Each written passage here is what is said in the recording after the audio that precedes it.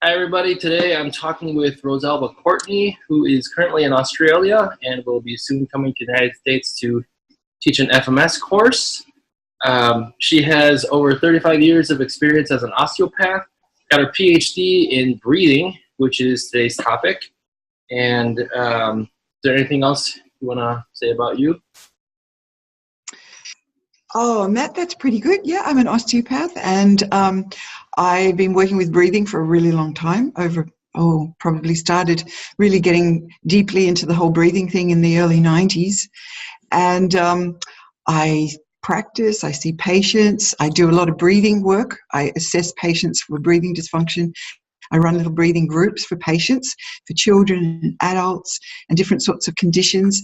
And I also do research and train practitioners in the sort of model that I developed when I was doing my PhD, which is called, it's the multidimensional model of dysfunctional breathing. And I call what I do integrative breathing therapy because it combines a whole lot of different approaches. It's sort of individualized. Well, in case if anybody hasn't taken that course, I took it last year in Los Angeles at a live course, and the reason I did that was because the online course was so awesome. So you can get that. Right. That's great. So you did the online course, and you've been using some of the material, Matt? I have. Not probably as extensively as you, but well, a lifetime to keep getting better at it. But all the things, great. Things like that, I'm not super awesome at it yet, but I try to use any of it whenever I can. I talk about breathing a lot with people, so I think I probably talk about it more than I actually use it with everybody. Yes. And I'm trying to find ways to actually integrate it with every single person I can. And there's times where you can. I'm a massage therapist, so I can have to talk people through certain types of breathing just to kind of relax them or get them to move a certain way when I do my ART. But that's terrific. Yeah. So just bringing a consciousness about breathing into your sessions and bringing people's awareness to it, that's a good thing.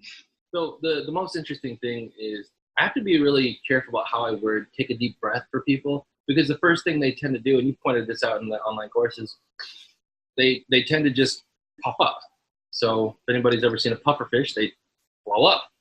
So yeah, deep breathing, as I kind of learned, isn't really about how much of a breath you can take. It's, would it be fair to say it's more the ability for the lungs to expand? But if there's too much air in there, they can't expand. Yeah, deep breathing isn't the be-all and end-all of breathing. The best breathing is functional breathing. And functional breathing is breathing, that's adaptive, appropriate, responsive, and supportive of other body systems, which sounds like a bit of a mouthful. But the idea is just that people should be breathing according to their body's needs. And if they're breathing as if they're running when they're sitting and resting, that's an issue. Most people, if you ask them to take a deep breath without coaching them, will tend to breathe, thoracic, upper rib cage, vertical breath. And but some people, even when you coach them, they're unable to breathe, lower rib cage, front, back, abdomen, breathe into the lower part of their body. That's called the relaxed configuration of breathing. So a deep breath, if it's slow, should give you that relaxed configuration of breathing. A deep breath, if it's fast and sudden, will tend to breathe like this, high. But a lot of people who are, stressed or anxious or sick or overtraining or whatever, they will tend in general to overbreathe. So they'll tend to breathe in excess of their body's needs, and they have trouble breathing in a relaxed configuration, in a relaxed manner. So they'll have trouble being adaptive with their breathing. Being able to breathe in a relaxed configuration means you've got to be relaxed, and a lot of people find it hard to get there. Cool. All right. So one thing that you talked about before, can you kind of explain the flywheel and how overbreathing and all that? Oh, the flywheel effect with breathing?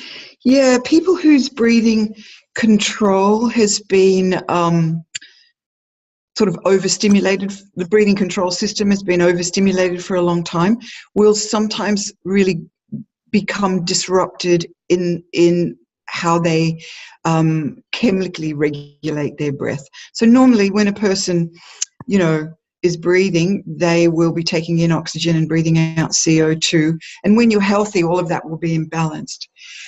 But if you've been over-breathing and hyperventilating, you'll be blowing off too much CO2.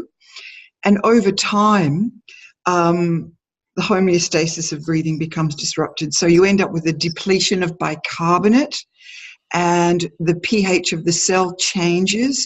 And people, when they are stimulated to increase their ventilation, say exercise or sport, or if they get excited or if they're talking a lot, they, instead of reducing their breathing when their CO2 is depleted, they'll actually keep over breathing.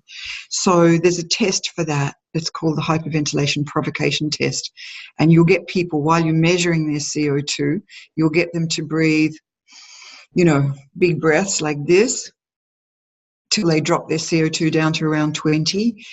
And then you get them to stop doing that after a couple of minutes, and then you watch how long it takes for the CO2 to come back to the normal range. And when people have this broken, breathing control system, after 3 minutes, their CO2 still hasn't recovered. So the drop of CO2 actually acts as a stimulus to people to keep over breathing, and that's a problem. So, for example, you'll get people with panic disorder who are prone to do that, people with anxiety disorder that are prone to do that. People with sleep apnea can have that tendency to have that sort of flywheel effect with breathing, where there's instability of breathing, and it can contribute to sleep apnea, for example. All right, so here's my questions I thought about, because I talk to people about these all the time, and these are the most common things people ask me anyways.